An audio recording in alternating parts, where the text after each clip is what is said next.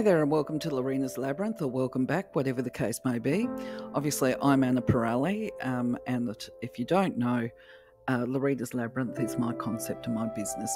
Anyway, today we're going to be talking about spiritual and auric protection, if you like. Or boundaries and protection is another good way of describing it. Now, what you'll notice on this slide is that I've listed my Reiki qualifications here because I know for some people a piece of paper can lend a little bit more credibility for them paying attention to the information and content that goes across. Now, I've got to say, I am not the sort of person that puts a great sense of importance or value on that piece of paper, even though obviously I hold a few of them, but especially when it comes to subjects like metaphysics and healing energy. And this is because I've always had the belief that the idea of assessing a person and rating them about metaphysical or energetic content just seems to be in contrast to spiritual core values for me anyway. This is because from my perspective, I shouldn't say from my perspective and how I work, is that I believe that part of my life path is to let go of non-judgment. And if I'm assessing a person and determining how wonderful they are as an energy worker, then potentially I'm judging them. And I don't believe that's my role. That's between them and the Creator, okay? So let's not go down that rabbit warren. Because I'll distract myself and you won't end up getting the information that you're looking for today. So I think I should definitely revisit this disclaimer here about my belief in paper, because obviously you have places like the Reiki Institute and there's many organisations that basically signify, I'm trying to think of the right words here, the ethics and integrity of a person that's got that piece of paper, okay? And from my perspective as well, I think in a modern world, obviously I'm a social worker, if a person is working as a teacher or practitioner or making their living from their gifts, then I guess it's very important, it's certainly for insurance purposes actually, for them to have their certificates upon the wall. But from a teacher perspective, I would say that really if somebody has done a training course and they get a certificate, all we're doing is confirming when we sign that paper off saying that these people have attended courses. We can... Yeah, I think that's really it, actually. It's just proof that they've attended some form of training, and how they use that information obviously is going to be on their guidance, their beliefs, and all the rest of it. And I wanted to clarify, you see, part of this is that I've known people that have had very questionable intent that have got pieces of paper, but I've also known the most amazing healing vessels who've never done any form of training, and the same with psychic readers and spirit communicators that have just walked into their gifts and been absolutely fabulous at them. Now, speaking of teaching, I just wanted to sort of outline to you my own teaching journey, if you like. Teaching was never something that I set out to do, certainly not when it comes to metaphysics and energy. Although I did consciously choose, let's be real, and paid for my first Reiki 3 or teaching attunement, right? My motivation was not because I wanted to teach other people what they should or shouldn't be doing or anything like that. I chose to do the attunement because I was seeking to raise my own personal vibration and increase my understanding of life as part of my own empowerment journey. So for those who aren't aware, at the time that I consciously started on this energy journey, I had left a violent relationship. I had children, and despite having left the marriage, it was a 10-year marriage, it was still quite abusive outside of the marriage on, where the psychological, emotional, financial abuse continued. Obviously prior to the divorce and after the separation. So for me, a lot of my motivation initially in the early days was self-serving. It was about me becoming aware and understanding why I had made the choices that I had, so that I could empower myself to protect myself and my children from further harm, and also to ensure that I didn't repeat any patterns that might involve partnering with another abusive man or somebody with similar character traits down the track. So that was my motivation for doing the Reiki 3 attunement. So it wasn't about teaching, it was about me trying to increase and be the best, that old word salady, the best version of myself. But the teaching happened naturally over the progression of time. There's a saying, and I've put it up here, when the student is ready, the teacher appears. And I think that's from Confucius, or it might even be a Buddha saying. In my case, it was more a case of the scenario of the student arrives when the teacher is ready to teach, whether the teacher knows it or not. And I also have another saying that as a teacher, all we really do is share information and knowledge and experience. And equally, because energy is reciprocal, what I've found is anytime, because most of the teaching is conversational, whenever I have shared any information with people as part of helping them to rise above whatever's going on for them, they've come back and they have taught me tenfold. So my teaching has been really about the fact that I've been a willing student of life, and the classroom for me has been life experiences of conversation. And what happens is the more your students, and I don't like to call them students, I call them people, the more people that you talk to and they share their information with you of their experiences, the more you increase your own toolbox for life, I think is a good description. So the information I'm going to share with you today is information that I've gathered along my journey of life, and I couldn't possibly condense it all down into a short video of different techniques, but these will be techniques that I've used or other people have used and found to be beneficial. And you are most welcome to cherry pick through these, find the ones that are comfortable for you. This is just an information sharing. Okay, so on with it. Let's get cracking. We'll definitely be looking at boundaries shortly, but for now what I'm going to do is introduce you to some protection techniques in the same way that I found them, basically. Initially without even realising, because nobody told me that, we would be wise to put protection on our aura and home. So I did this based on my own intuitive guidance, and then found out later on that actually these behaviours that I were doing had protective elements to it. Lavender is credited with being a protector and a relaxant, okay? So I used lavender because I like the smell of it, and I was using it for its relaxation purposes when I was meditating. Since then I've learned that obviously it is for protection as well. The way I used to use it was I would put it in a, oh God, what are they called? The little candle thing with the water bowl above it, and the candle would burn and the water would evaporate. So vaporizer, is that what it's called? That's how I used to use the lavender oil. But because I had great big lavender bushes in my garden, it was not uncommon for me to pick bunches of lavender and hang them in the house because I liked the smell of them, and I found them to be calming within the place as well. So to me they had ornamental effect, but I was actually doing protection without realising it. Now there's many other oils and plants that you can do the same thing with. Which ones will I go for first? Okay, you can use incense, of course. That's a product made from essential oils or plant materials. I've just said the lavender, so sage is one of them. You can also do that in bunches and tie it around your house if that's what you're into. You can use other oils like sandalwood and frankincense and myrrh. I actually love all of those. I love the smell of them, and it's just a bonus that they've got protective properties. You might be able to think of ones as well that you like. Actually, juniper berry. I know somebody uses juniper berry. Just speaking about the frankincense and myrrh products though, I think it's important that people realise that those three ones, the sandalwood too, I believe they've all actually become endangered species now as far as plants go. So it would be really it would be irresponsible of me not to turn around and say to you, you know, use with care, respect to the earth and that kind of stuff.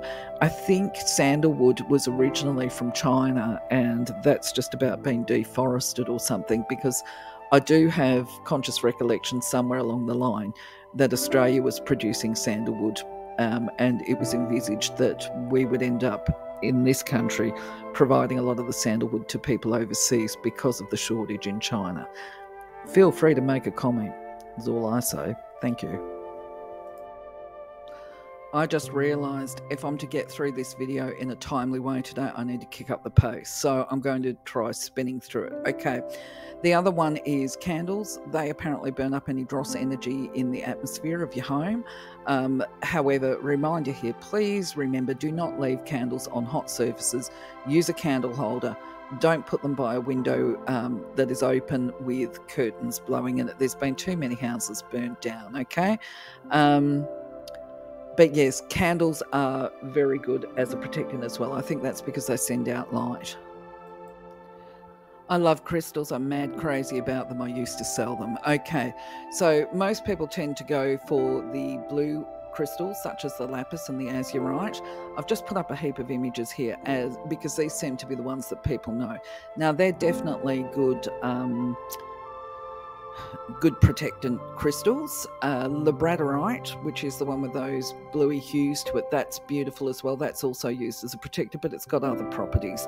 A lot of people will rely on purple amethyst, like the geodes, as a protector. However, I wouldn't put it up there as being a primary protector. I'm sorry, each to their own. For me, purple amethyst promotes spiritual growth and vibration, and potentially helps people to reach higher states of being as opposed to protection, but each to their own. If you believe that purple amethyst is a protector, go you, use it. All right. For myself, when I've been working with people in human services with pretty torrid backgrounds, I see Tibetan tektite to be a really good protector, and by that I'm talking about people with homelessness and a lot of trauma.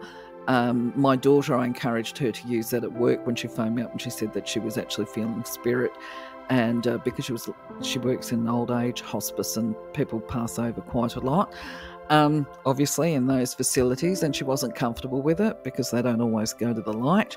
So I would advise people, if you're in the extreme circumstances, Tibetan tektite's a good one, but you've got to remember to cleanse that daily. Okay, that's the type of crystal that needs to be done daily. Black tourmaline, that is something that I will quite often wear when doing treatments as bracelets, and I wear one on each wrist, by the way.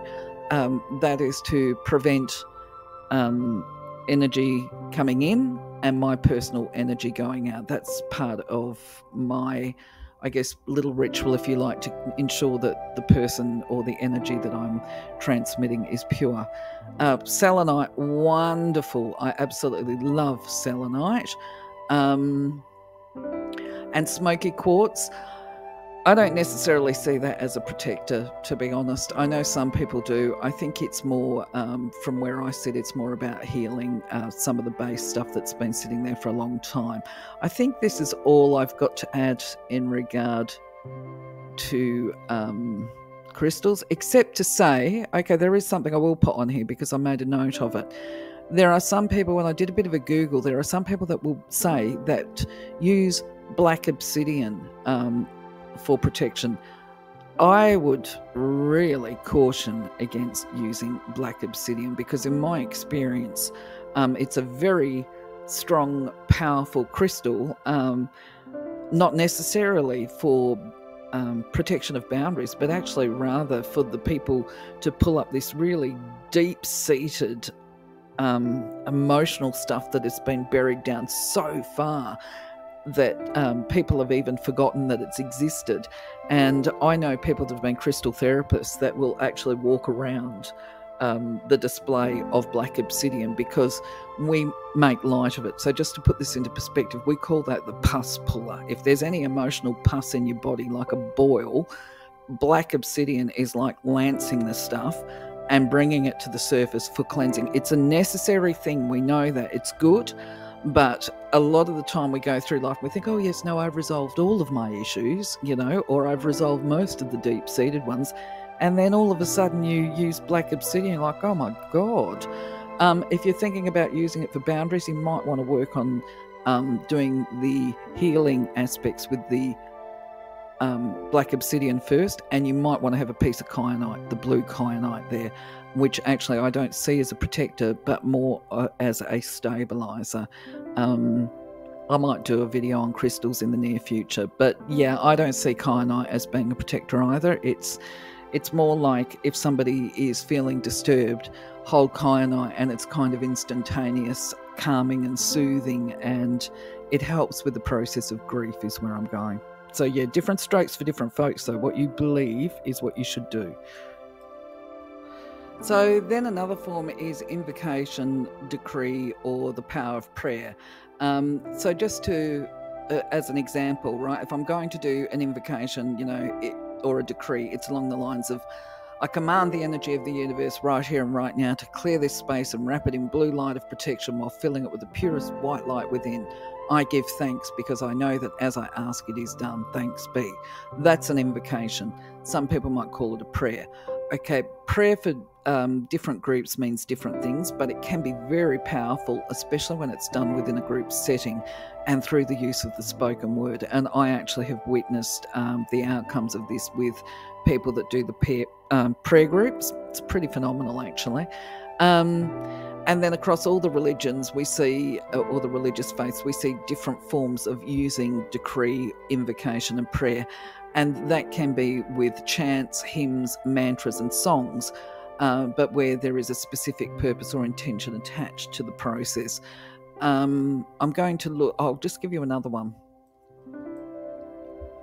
So when we talk about the power of sound, the Om symbol is right up there, and some people pronounce it as an Om or an Om or whatever.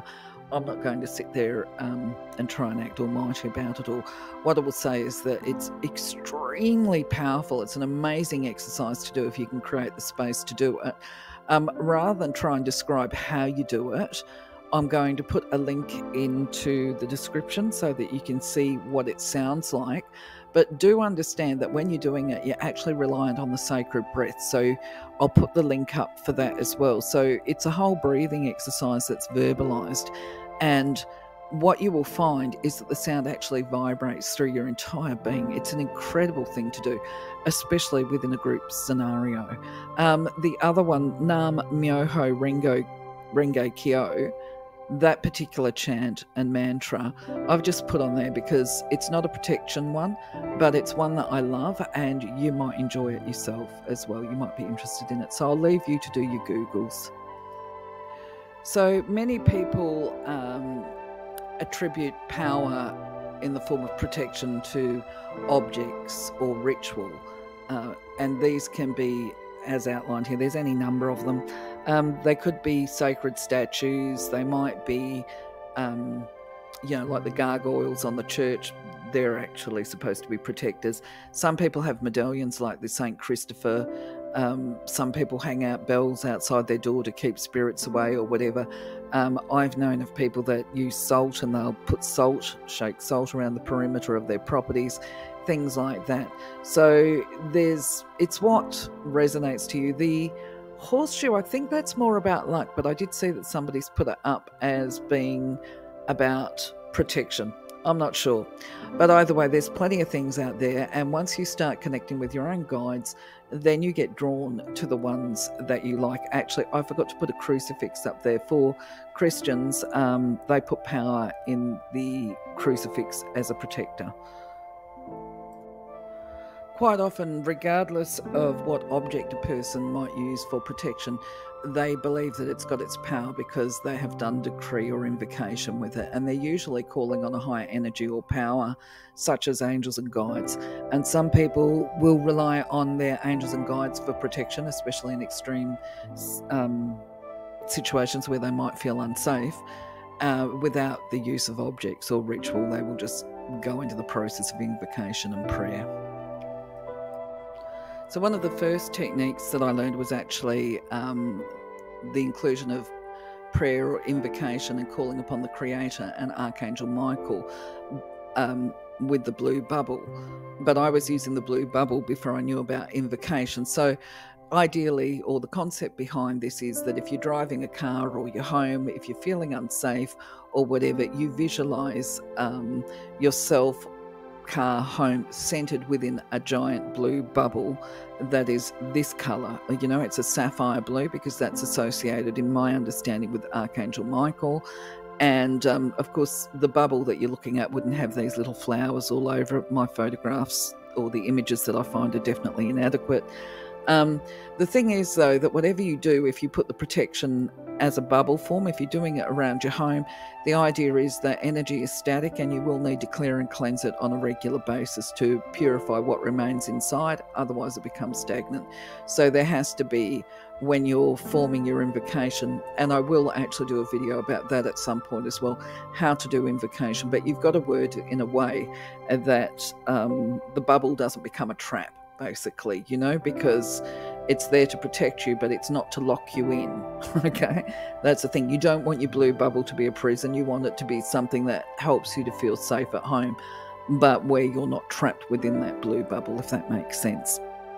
I should have mentioned, within this context, we're actually talking about creative visualizations, which are actually a fun way to do whatever energetic exercise that we're trying to do. So when we talk about protection, another strategy is the mirrors. Now, I am not the kind of person that actually recommends this one for a number of reasons. My preference is actually to use the energy or to invoke Archangel Michael for specific purposes, especially if it's fear-based. The reason why I don't recommend the mirrors is because of the intention that's usually attached to it. And I think it's one that people come across in their early days, right? The idea is that if you look at this image here, it's trying to convey that energy and, thought is energy. And the idea is that somebody can be talking gnarly things about a person to another person, or they can just be thinking horrible thoughts. You know, if there's conflict or whatever between people, they can be thinking of each other. And it's not always nice. Now, if it's unpleasant stuff, it kind of floats over like a big black cloud to the person that's being thought about. And I'll use a couple of examples that I might have heard along the time. You know, oh, you know, she's just horrible. I know she's thinking bad things about me. And you know what? She needs a taste of her own medicine. I've even heard people that are energy workers turning around and saying, you know what? She just needs to wake up to herself. It's usually women. Right? I shouldn't say that, but it usually is.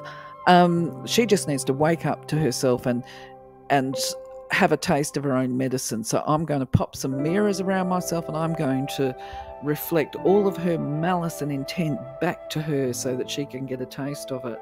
So this is the bit that I say intent is how you put these things up. That's the issue. Because what happens is if you reflect back, it's just the nature of the beast. All that does is compound the problems. You know, it's like they throw a ball at you, you grab it, you catch it, you throw it back at them, and then the ball comes back bigger and heavier, and it just goes on and on and on, this malice. And in fact, this is what people refer to, I believe, in many ways when they talk about psychic attack. So it just becomes extremely unpleasant. So where would I go with this? Oh, I forgot to say that the people that use the mirrors, they actually visualize themselves centered within a whole panel of mirrors, if you say like an octagon or whatever. There's just mirrors all around them so that whenever negative thought comes to them, it just bounces back with a return to sender. So what I would be advising to a person that's perhaps getting the attack, like what this image represents, the lady in the black cloud, would be actually that not put up auras, that she shield her aura from all attack, and that she purifies and cleanses it, and that when she shields, so shields might be a better way of doing it, you know, like your medieval one, but they also need to put the shields at the top and below them as well, you know, cover that whole, I'll show you the image of the aura in one of the upcoming slides, but that entire aura becomes shielded and protected and does not allow any of this black unpleasant thought coming through to them. Moving on to the next one. So this actually is a technique that I've drawn a lot upon in the past when feeling unsafe, and I've explained why there would be a risk to physical safety at different times. I also did work with the freight industry, for want of a better description, at one point in time that did have some danger attached to it. So where I'm going, if I felt that there was a physical risk or psychological risk to myself, if I felt that I was under psychic attack or whatever, what I would do is actually be more inclined to put a bunch of warriors around me under the divine grace of Creator and Archangel Michael. And I would be using the blue. There's a reason for that. Okay, the reason why I would use the blue is because blue carries properties not only of protection but also of peace. So it will help to, in my mind, it will help to diffuse any unpleasant, emotionally charged thoughts, if you like. I do know historically that it was recommended using the orange colours or the red. Now, I don't think that I would be using those colours, certainly not in these days, because the orange obviously is that anger, and the red sort of carries, do or die, real warrior stuff, okay? So you can have the peaceful warrior or you can have the aggressive warrior, is where I'm going.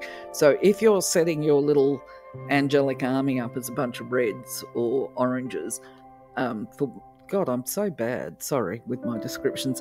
I would see that there's a risk of actually exacerbating any tensions there, because it becomes about power and control. And when you step out of that whole desire of power and control and you just, for peace and harmony, and standing your ground peacefully, the peaceful warrior, that's what I think I would aspire to be doing. I think that's all I can say to this one. Moving along. So if blue is not your thing, you could always go for the white or the golden light. I didn't do that because my understanding, and I probably need to meditate on this and find out right now how I feel about this particular statement I got told many years ago and took on board, was that if we use the white light within these scenarios of protection, that white light can also empower the person that is feeling unpleasant thoughts to you or who is a threat to you. And it wasn't something that I was willing to test out back in the day. So I just chose to stick with the blue. Yeah, look, if you're the victim or being victimised, I don't like the word victim, I prefer to say I'm a survivor. If you're actually going through those kind of scenarios at the time, self-preservation becomes very important, and the thought of potentially empowering another person to do harm to me or my children actually wasn't up there on my radar to test this theory at the time. But I think it's probably time for me to reflect on this, or you may have an answer, based on your experiences. Are we better to use the white, the rainbow, or the blue when it comes to doing warriors? I'm interested to hear what you've got to say, because I don't think that I'll be meditating it on the near future. It's not, I've got too many other things to do. Sorry. So we're almost done. I'm really trying to push through this so that it's not a huge video for you. But anyway, I do think it's important that I let mums and dads know if they've got young children at home and they're suffering from nightmares and that kind of stuff.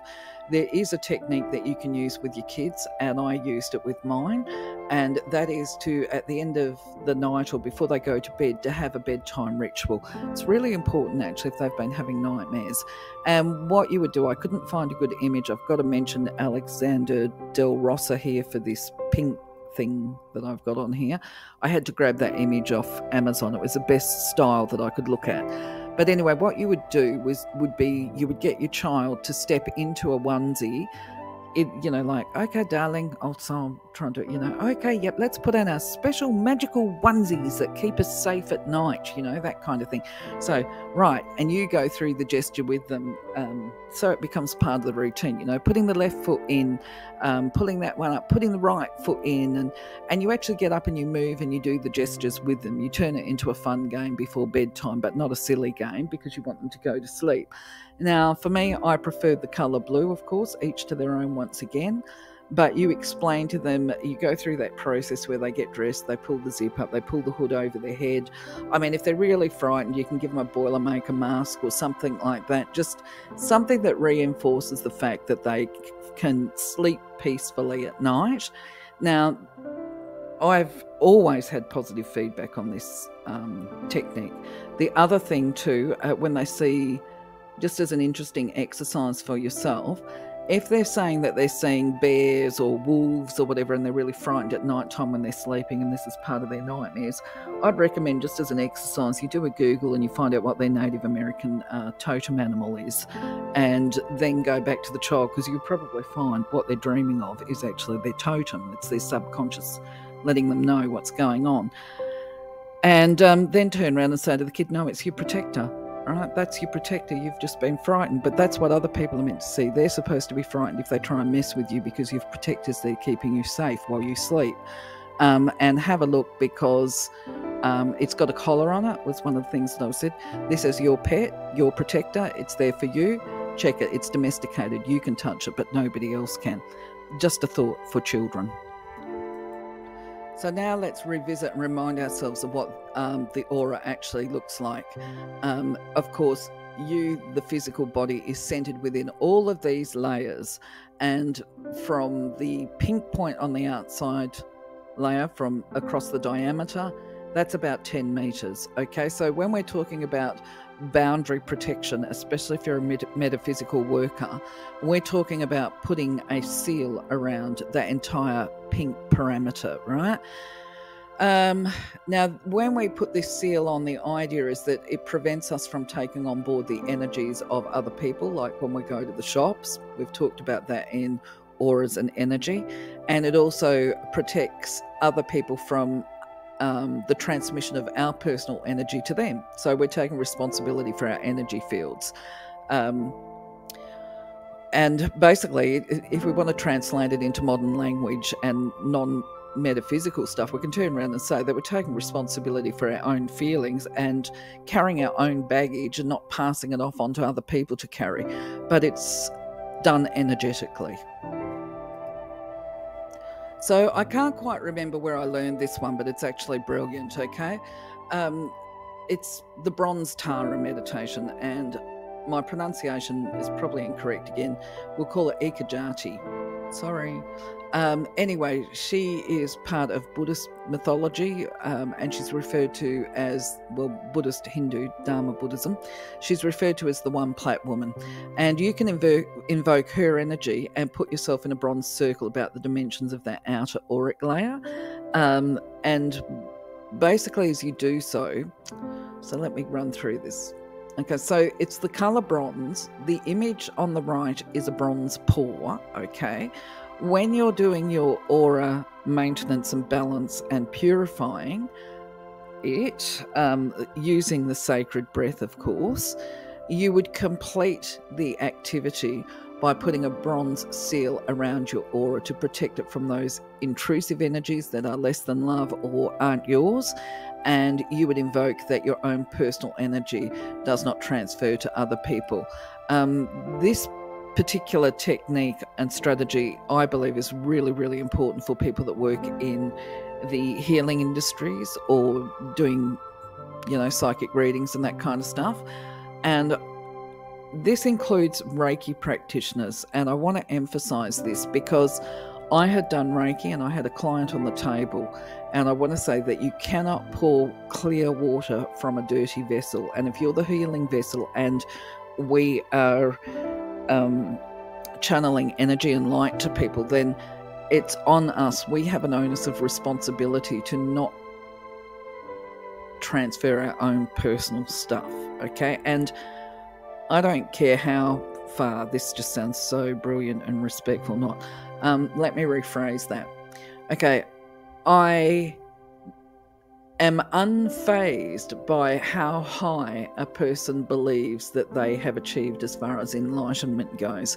If they are walking on the earth plane and having experiences and interactions with other people, there will be emotional things that are raised within them, or thoughts or ideas, because that's part of being human. And they may not necessarily be positive emotions or whatever. Either way, it's their stuff. Whatever they're dealing with, it's their stuff. And we have an onus of responsibility when we're working with people to make sure that we don't transfer our stuff to the person that we're working with. So by putting this seal on, you're actually putting a filter on. That's the aim of it, right? So that what this, oh, I'm getting energy just talking about this. Okay, oh, I'm getting a lot of it.